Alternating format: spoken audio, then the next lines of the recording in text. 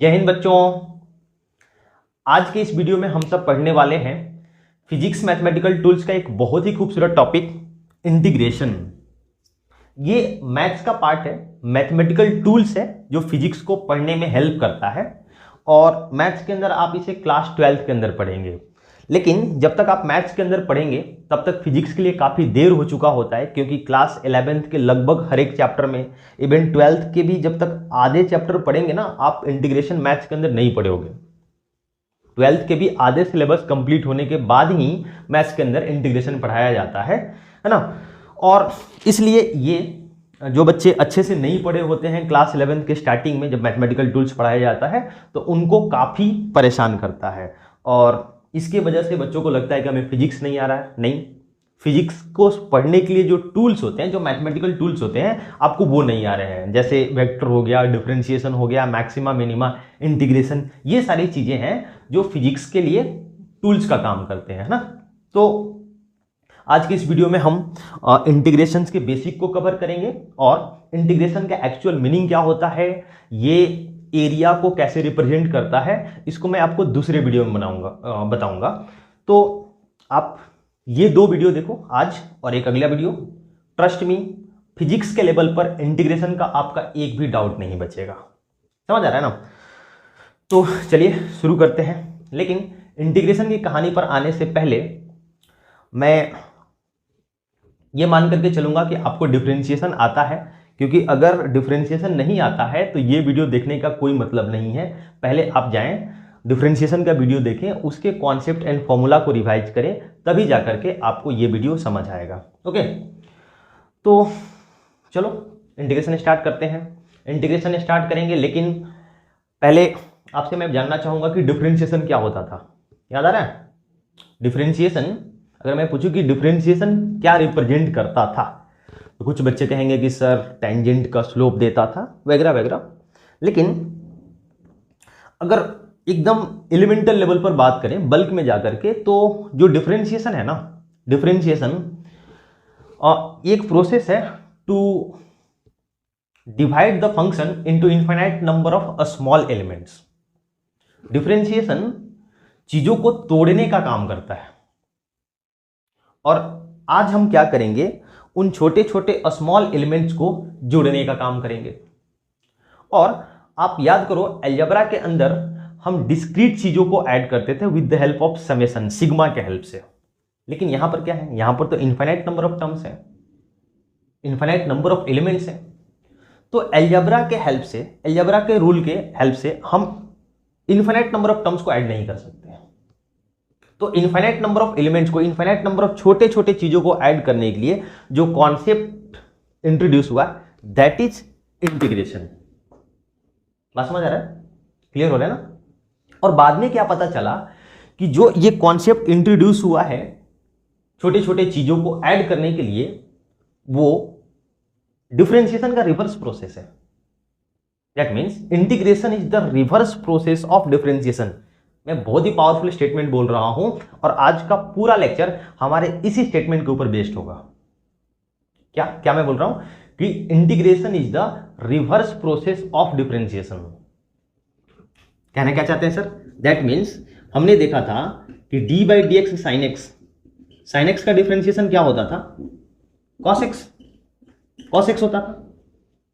तो अगर हम कॉस एक्स को इंटीग्रेट कर देंगे, cos x को अगर हम इंटीग्रेट कर देंगे, ये इंटीग्रेशन का साइन है और ये बताता है कि हमें किसके रिस्पेक्ट में इंटीग्रेट करना है। जैसे यहां पर D by D x, x के रिस्पेक्ट में हमें डिफरेंशिएट करना होता है ना, ये बता रहा होता है। वैसे ही ये dx बता रहा है कि इस फंक्शन को किसके रिस्पेक्ट में इंटीग्रेट करना है। ये इंटीग्रेशन का साइन, ये फंक्शन जिसको हमें इंटीग्रेट करना है, ये बता रहा है कि किसके रिस्पेक्ट में इंटीग्रेट करना है। तो साइन एक्स का डिफरेंशिएशन cos x, तो cos x का इंटीग्रेशन क्या होगा? sin x होगा। That's all. पूरा का पूरा हमारा डिफरेंशिएशन आज के वीडियो में रिवाइज होने वाला है। बात समझ रहे हैं ना। हम आगे सेकंड वीडियो में ये देखेंगे कि डिफरेंशिएशन का एक्चुअल मीनिंग क्या होता है, कैसे ये चीजों को ऐड करता है, कैसे integration area under the curve देता है, एरिया को रिप्रेजेंट करता है। लेकिन आज की वीडियो में हम एकदम बेसिक बात करेंगे। ठीक है, तो चले शुरू करते हैं। लेकिन इसके साथ एक समस्या है कि अगर मैं आपसे कहूं कि एक्स क्यूब का डिफरेंशिएशन क्या होगा, D by D x x cube, तो आप कहेंगे सर पावर फॉर्मूला यूज करके पावर साइड में आएगा और पावर एक कम हो जाएगा 3x²।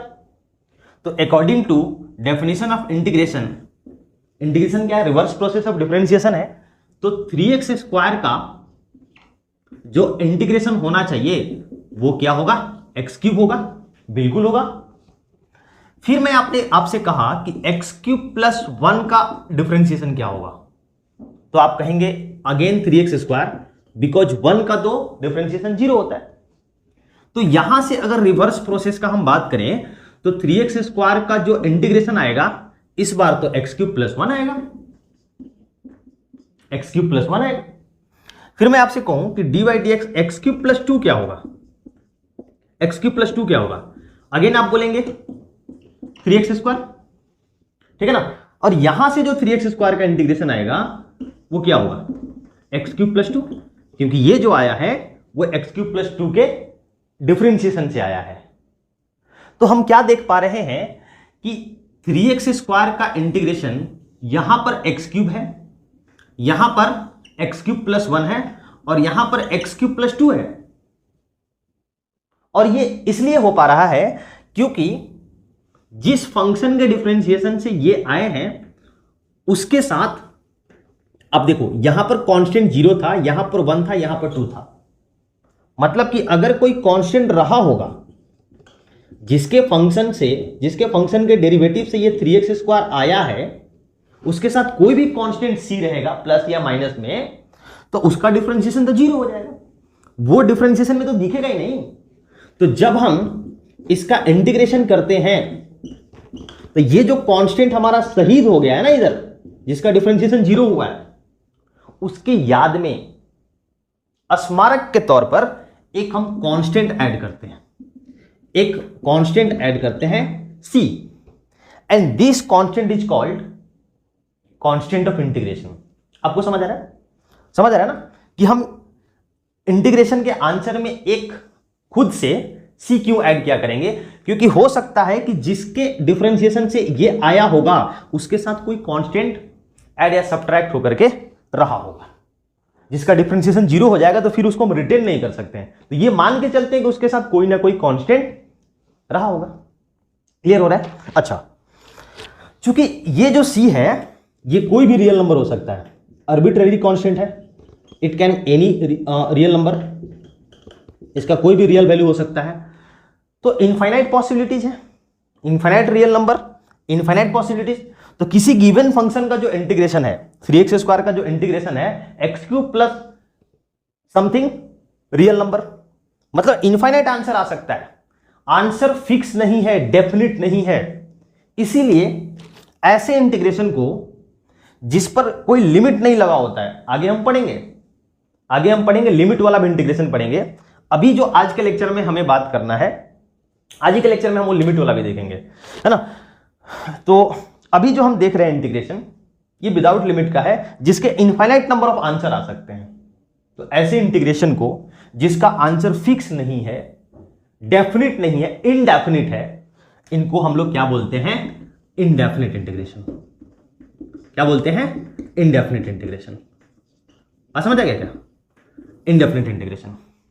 इनडेफिनिट इंटीग्रेशन क्लियर हो रहा है कि अगर किसी फंक्शन fx का अगर डिफरेंशिएशन gx है, fx का अगर डिफरेंशिएशन gx है, तो हम क्या समझ पा रहे हैं, कि जो gx का इंटीग्रेशन होगा वो क्या आएगा, fx + समथिंग कांस्टेंट c आएगा। ये ध्यान रखना होगा। क्लियर हो रहा है ना। चलिए अब हम डिफरेंशिएशन वाले सारे फॉर्मूला का रिवर्स करके देखते हैं। पहला था, याद करो, पावर फॉर्मूला, कि अगर differentiation of x⁴ n+1 upon n+1, don't worry मैं n+1 क्यों ले रहा हूं, पावर वहां आपने x⁴ n का फॉर्मूला याद किया था, इसका भी कोई रीजन है ना। हम चाहते हैं कि उधर, चूंकि इंटीग्रेशन का फॉर्मूला हमें याद करना है, तो वो एक सुंदर प्यारा है, हम ये चाहते हैं। तो आप याद कीजिए, इसका जो आता था डिफरेंशिएशन वो होगा x⁴n। कैसे, n+1 साइड में तो वो n+1 इसके साथ कैंसिल हो जाएगा, है ना, और n+1 में से कम होगा तो वो बचेगा n। दैट मीन्स अगर हम x to the power n का इंटीग्रेशन करेंगे तो वो क्या आएगा, ये आएगा x to the power n+1 upon n+1। Clear हो रहा है क्या? लेकिन ध्यान रहे ये फॉर्मूला तभी एप्लीकेबल होगा जब n जो है -1 नहीं होगा। n जो है वो -1 नहीं होगा। -1 होगा तो क्या बनेगा अभी हम देखने वाले हैं।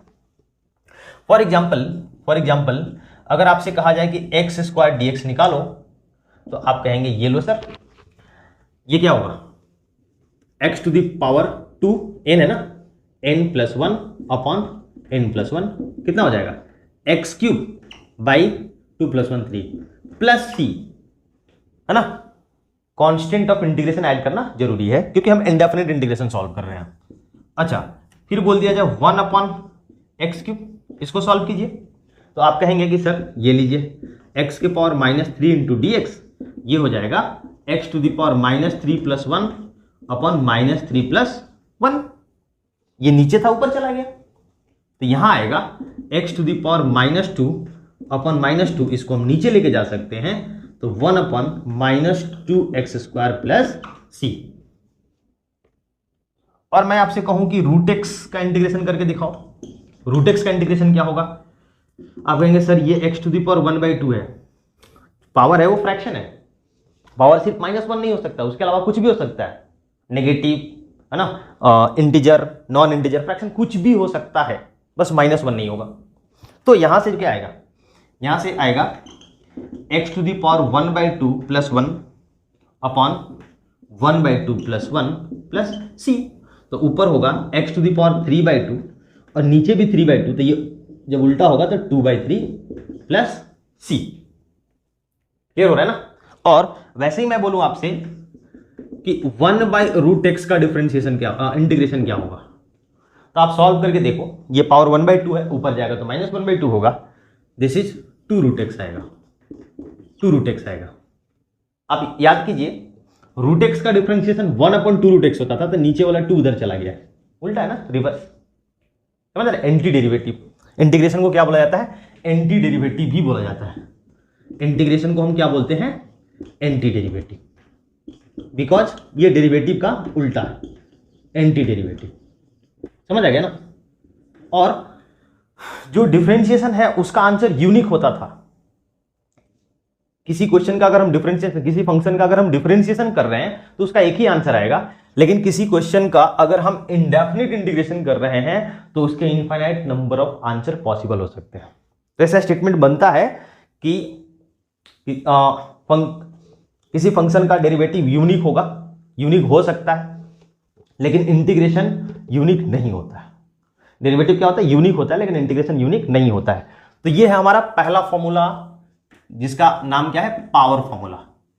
बहुत ही ज्यादा पावरफुल, बहुत ही ज्यादा पावरफुल, है ना। लेकिन इसमें कंडीशन है कि ऐसा नहीं हो सकता, बात समझ आ रहा है ना। अच्छा, अगर ऐसा हो गया दैट मीन्स n का वैल्यू -1 हो गया तो क्या होगा, अगर n का वैल्यू -1 हो गया तो क्या होगा, इसके लिए आपको याद करना पड़ेगा कि log x का डिफरेंशिएशन क्या होता है।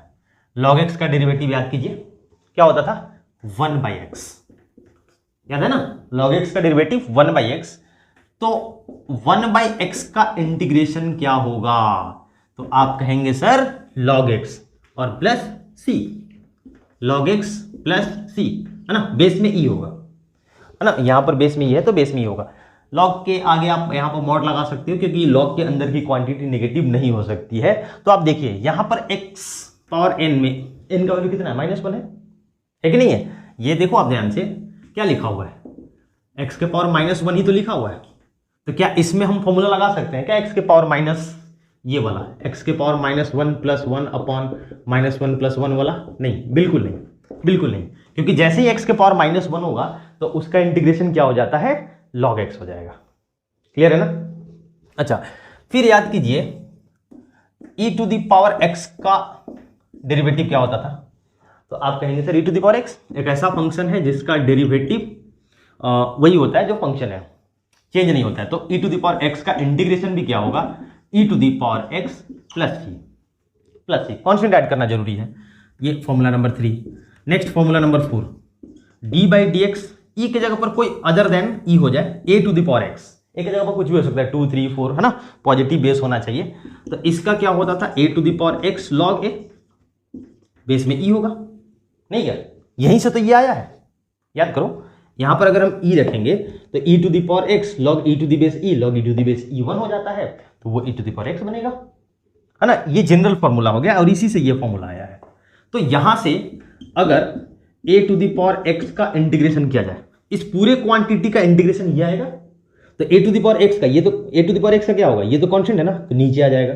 That means A to the power X upon log A plus C. नहीं समझ आया? अगर इस पूरे का हम इंटीग्रेशन करेंगे तो क्या A to the power X होगा? बिल्कुल। तो सिर्फ A to the power X का क्या होगा, ये A to the power X by log A, constant है ना, वो तो नीचे आ जाएगा। समझ रहे हैं ना? फॉर एग्जाम्पल अगर मैं आपसे कहूं कि 2 to the power X D X क्या होगा, 2 to the power X D X क्या होगा, तो आप कहेंगे sir 2 to the power X upon log 2, base में क्या होगा, बेस में ई होगा प्लस सी। क्लियर हो रहा है ना? तो ये है second, third and fourth fundamental formula of integration. अब देखते हैं इंटीग्रेशन ऑफ ट्रिग्नोमेट्री। नंबर 5 होगा हमारा D by D X sine X. Sine X का डेरिवेटिव क्या होता था, cos X. So cos X का जो इंटीग्रेशन होगा वो होगा sine X plus C, sine X plus C. Number 6, derivative of cos X equals to minus sine X. So integration of minus sine X क्या हो जाएगा, माइनस साइन एक्स का जो इंटीग्रेशन होगा वो होगा कॉस एक्स प्लस सी। तो यहां से देखा जाए तो साइन एक्स का इंटीग्रेशन क्या होगा, ये माइनस उस साइड चला जाएगा ना, ये माइनस उस साइड चला जाएगा, तो साइन एक्स का जो इंटीग्रेशन होगा माइनस कॉस एक्स, और माइनस सी आप नहीं लिखेंगे उसको, वो प्लस सी ही है, वो प्लस सी है ना, वो माइनस सी एक नया सी ले सकते हैं। तो कांस्टेंट को हमेशा प्लस सी लिखते हैं, कुछ मल्टीप्लाई डिवाइड ऐड सब्ट्रैक्ट करने से कोई फर्क नहीं पड़ रहा है। दो इंटीग्रेशन अभी आगे देखेंगे कि ऐड या सब्ट्रैक्ट होकर के आएंगे, उनको अलग अलग इंटीग्रेट करेंगे, लेकिन एक ही हम कांस्टेंट ऑफ इंटीग्रेशन ऐड करेंगे, ठीक है ना। नंबर 7 कि tan x का जो डेरिवेटिव होता था that is sec square x. तो sec स्क्वायर एक्स का जो इंटीग्रेशन होगा वो क्या होगा, tan x प्लस सी। cot x का डेरिवेटिव होता था माइनस cosec स्क्वायर एक्स। तो समझ गए होंगे कि यहां से माइनस cosec स्क्वायर एक्स का इंटीग्रेशन क्या आएगा, cot x। तो cosec स्क्वायर एक्स का क्या होगा, cosec स्क्वायर एक्स का minus cot x plus C, है ना। इस माइनस को मैं इधर लेके चला गया। नंबर 9 sec x का डेरिवेटिव, sec x का आप कहेंगे sir sec x into tan x। तो sec x into tan x का जो इंटीग्रेशन होगा, sec x into tan x का जो इंटीग्रेशन होगा वो क्या होगा, वो होगा sec x plus C. And at last cosec x का डेरिवेटिव याद कीजिए, cosec x का होता है minus cosec x into cot x। तो यहां से cosec x into cot x का जो इंटीग्रेशन आएगा वो होगा minus cosec x plus C, है ना। ये वाला माइनस इस साइड आ गया। अब इसमें साइन कॉस का एक जैसा याद रहेगा इनका, फिर इनका सिर्फ प्लस माइनस में बच्चे बोलते हैं कि किस में प्लस होगा किस में माइनस होगा। तो इसको भी याद करने का तरीका है कि आप देखो जहां जहां सी है ना, देखिए जहां जहां सी है उसमें क्या है, माइनस लगा हुआ है, देख लो। तो इनके इंटीग्रेशन में भी माइनस लगेगा। क्लियर हो रहा है ना। तो ये टोटल 10 फॉर्मूला, पहला x to the power n का power formula, second log x, है ना, 1/x का log x, third e to the power x, fourth exponential का, एंड ये 6 ट्रिग्नोमेट्रिक फंक्शंस के इंटीग्रेशन, है ना। इंटीग्रेशन वाले फॉर्मूले याद करने हैं। अगर डिफरेंशिएशन का फॉर्मूला आपको याद है तो इंटीग्रेशन याद करने में आपको ज़्यादा दिक्कत नहीं होगा। क्लियर हो रहा है ना एकदम, कोई प्रॉब्लम है क्या? चलिए इनके ऊपर क्वेश्चन करें, लेकिन क्वेश्चन करने से पहले हम इंटीग्रेशन के कुछ संविधान हैं, कुछ कायदे कानून हैं, रूल्स हैं, पहले उनको देख लेते हैं। Rules of integration, rules of integration, integration के क्या क्या रूल हैं? 4 एकदम बेसिक। पहला कि जस्ट लाइक डिफरेंशिएशन, अगर फंक्शन के साथ कोई कांस्टेंट मल्टीप्लाई होकर के आ रहा है ना, k इंटू एफ एक्स, के इंटू एफ एक्स, कोई फंक्शन ऑफ एक्स है, इसके साथ कांस्टेंट आ गया, तो याद करो डिफरेंशिएशन में भी क्या होता था, ये कांस्टेंट बाहर निकल जाता था, ये कांस्टेंट बाहर निकल जाता था। किसका डिफरेंशिएशन होगा? सिर्फ एफ एक्स का। फॉर एग्जाम्पल अगर यहां पर 5x है, 5x dx है, तो 5 कांस्टेंट है, ये क्या होगा? बाहर निकल जाएगा, और किसका इंटीग्रेशन होगा? सिर्फ x का, x dx होगा, है ना, और x का क्या होगा? x स्क्वायर बाई 2 और प्लस c। वैसे ही अगर मैं कहूं कि sin x बाई 3 है, इसका हमें इंटीग्रेशन करना है, तो आप कहेंगे सर ये 1/3 जो है ना वो कांस्टेंट है, आप इसको बाहर निकाल दीजिए। 1/3 कांस्टेंट है, बाहर निकल जाएगा। किसका इंटीग्रेशन होगा? सिर्फ sin x का, और sin x का इंटीग्रेशन क्या होता है? माइनस cos x, तो ये -1/3 cos x प्लस c होगा, है ना। तो ये है पहला रूल नंबर 1 कि अगर कांस्टेंट है इंटीग्रेशन के अंदर, है ना, किसी फंक्शन के साथ मल्टीप्लाई होकर के आ रहा है, तो वो कांस्टेंट बाहर निकल जाएगा, इंटीग्रेशन सिर्फ किसका होगा? फंक्शन का। सेकेंड रूल कि सिर्फ dx है, सिर्फ dx है, मतलब यहां पर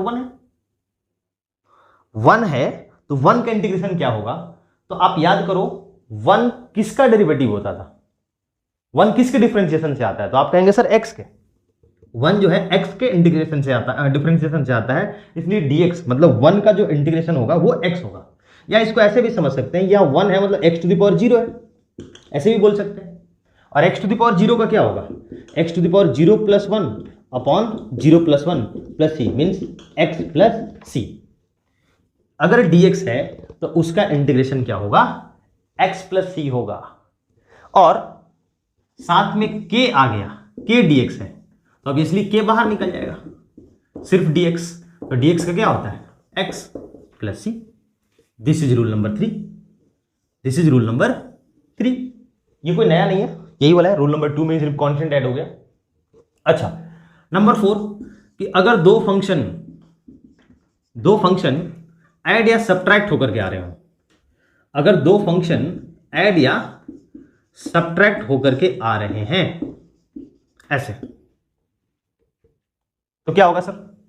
दोनों का अलग अलग इंटीग्रेशन होगा, fx dx, है ना, plus minus gx dx।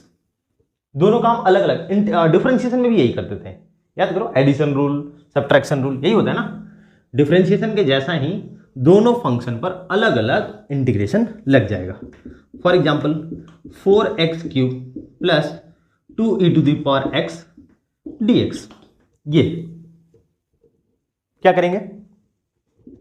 4x³ का अलग से, है ना, 4 तो कांस्टेंट है, ये बाहर भी निकल जाएगा, 4 को आप बाहर निकाल दो साथ में, तो 4x³ dx अलग से, और प्लस यहां पर 2 कांस्टेंट है, e to the power x dx अलग से, तो ये होगा 4x³ का x टू द पावर 4/4, समझ आ रहा है ना, और plus 2e to the power x का e to the power x, और प्लस c। दोनों का अलग अलग हम कांस्टेंट ऐड नहीं करेंगे, अगर ऐड भी कर रहे हो c1 और c2, तो c1 और c2 दोनों मिलकर के क्या हो जाएगा? c हो जाएगा, है ना। तो यहां से 4 और 4 क्या होगा? कैंसिल, तो final answer will be x to the power 4 plus 2e to the power x plus c। समझ आ रहा है ना। तो ये है रूल्स ऑफ इंटीग्रेशन। 4 रूल है।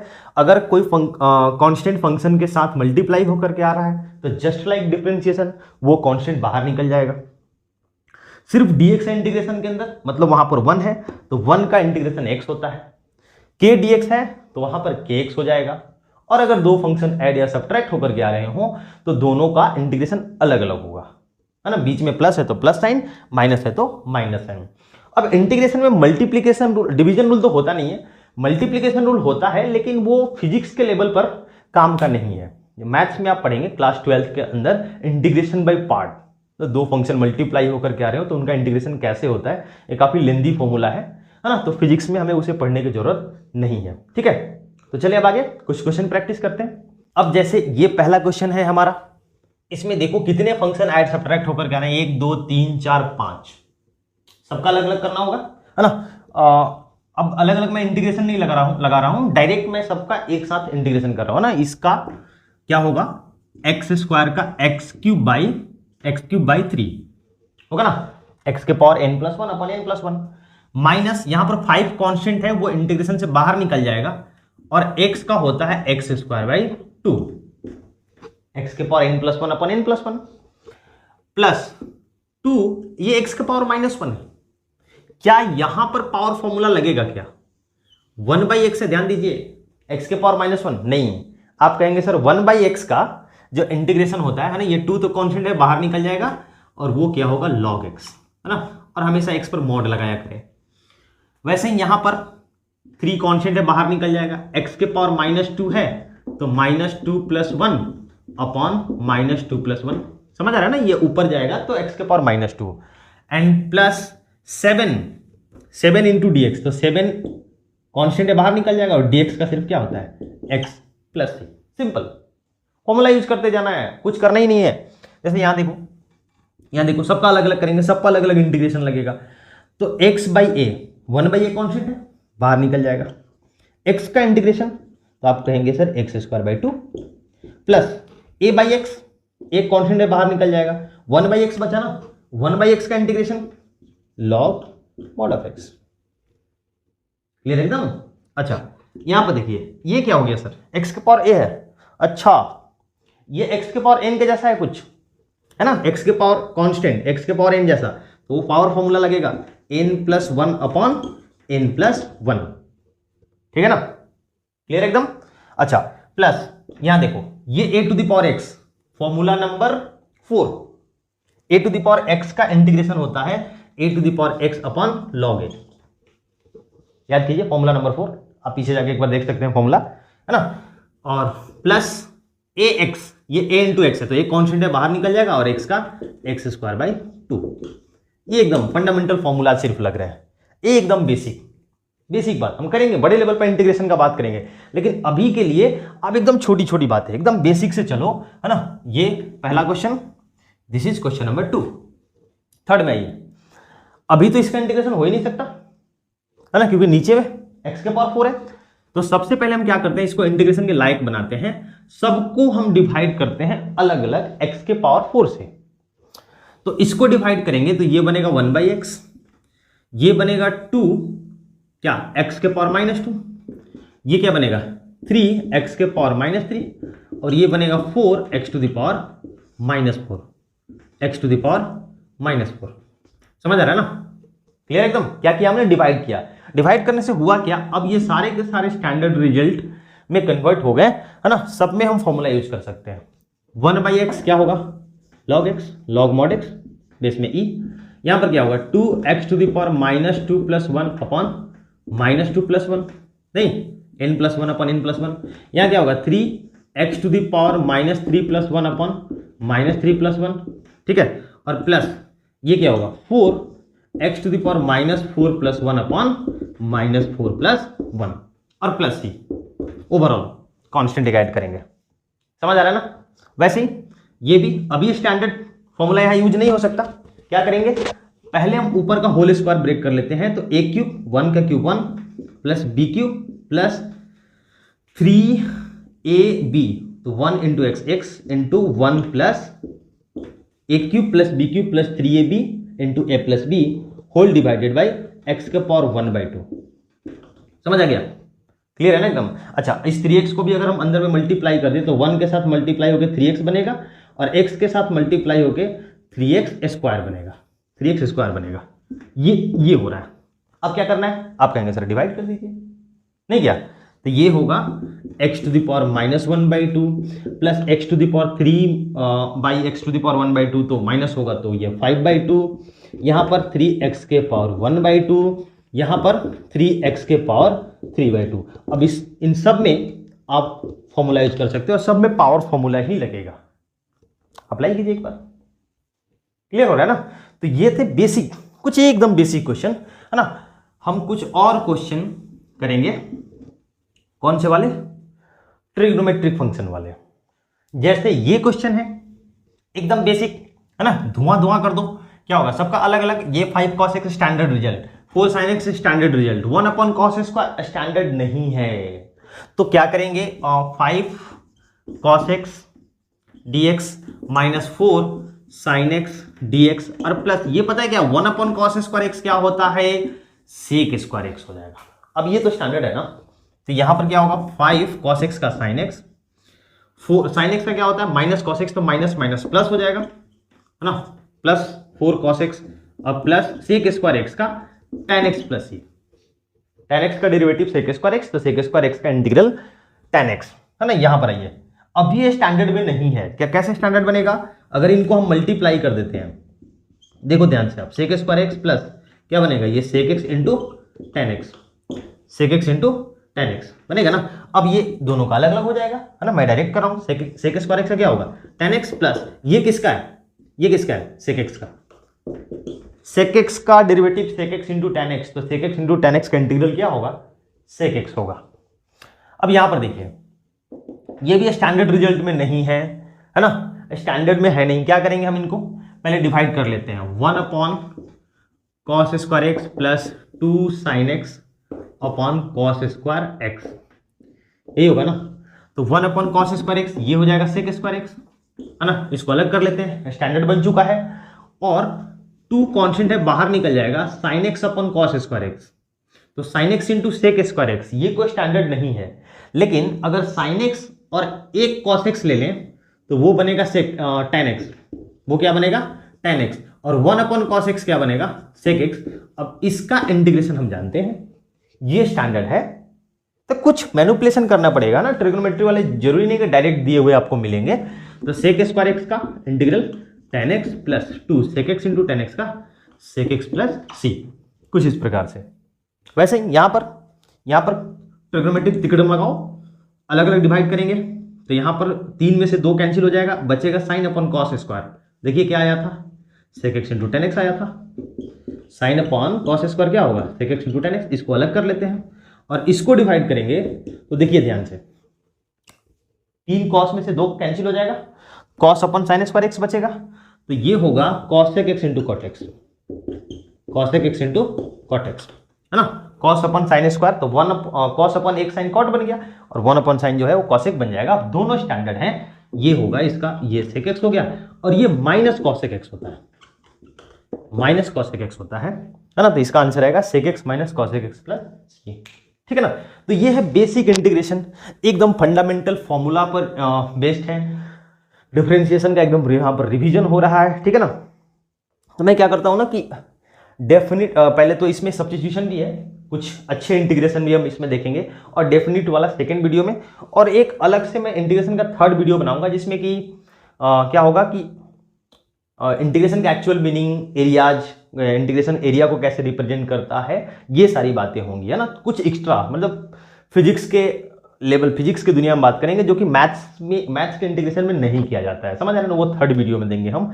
तो पेशेंस रखो, इंटीग्रेशन जो है ना कवर होगा, और उसके बाद मैं सिस्टमेटिक ढंग से वेक्टर डिफरेंशिएशन और दोबारा से डिटेल में इंटीग्रेशन का वीडियो में दूंगा। अभी फिलहाल के लिए है ना इंटीग्रेशन आप इन वीडियो से कवर करिए, ठीक है। तो चलिए आज के लिए बस इतना ही, मिलेंगे अगले वीडियो में, तब तक के लिए स्वस्थ रहें, व्यस्त रहें और मस्त रहें।